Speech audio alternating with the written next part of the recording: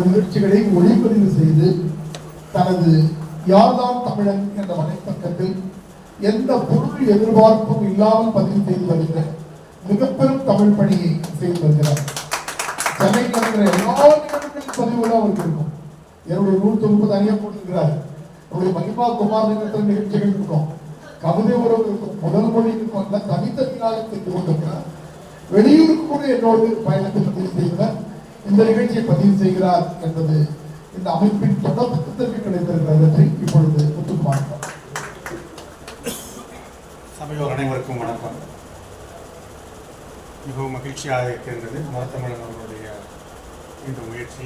அனைத்துலக பெருங்கவிக்கோ வாமுசே ஐயா அவர்களையும் பெருங்கவிக்கோயில் ஆணைவாரியார் அவர்களையும் இணைத்து ஒரு இலக்கிய பேரவை அமைத்து அதையும் அகில உலக அனைத்துலக பேரவையாக நியமித்து நமக்கு ஒரு வழியை காட்டியிருக்கின்றார்.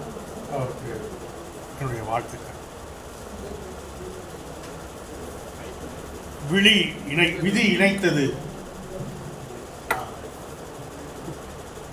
விதி இணைத்தது எம் இருவரையும் ஒரு கழகத்தில் கையாசனமாகி தமிழ்நாடு திருவள்ளுவர் கழகம் என்ற ஒரு கழகத்தில் என்னையும் பெருங்கவிக்கோ ஐயாவையும் நான் முதல்வராக அங்குதான் சந்தித்தேன்.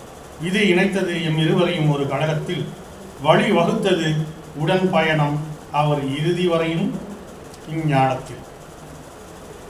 மொழி உரைத்தார் சபையில்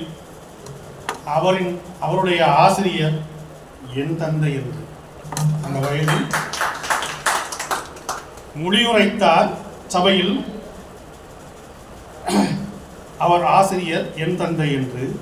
விழிவரித்தார் நான் யாரென திருச்சபையோர் அறிய அன்று. குறித்துரைத்தார் என் தந்தை அவருக்கு வகுத்த நல்வழியை தான் கூறி சிரித்தனைத்தார் கவி எழுதிய தன் இருகரத்தால் கண்டபோதெல்லாம் அன்பை செலுத்தி. ஐயோ காலம் பறித்து சென்றதே, மீளா பெருந்துயரை என் மனதில் நிறுத்தி. வாழும் தமிழ் அவர் புகழ் போற்றி தொடர நாம் அவர் பின்னே அவர் வழியை பின்பற்றி நடப்போம். வாழ்க தமிழ், வாழ்க தமிழ். சிவனியம் என்று சங்க இலக்கியம் போற்றிய சைவ தமிழில் ஆழ்ந்த புலமை உடையவர் முத்துக்குமாரசாமி. அவரது தந்தை உலகநாதன் என்கிற பெரும் தமிழ் ஆசிரியர்.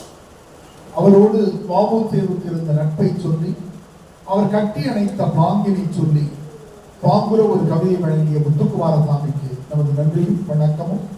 தொடர்ந்து அமைப்பின்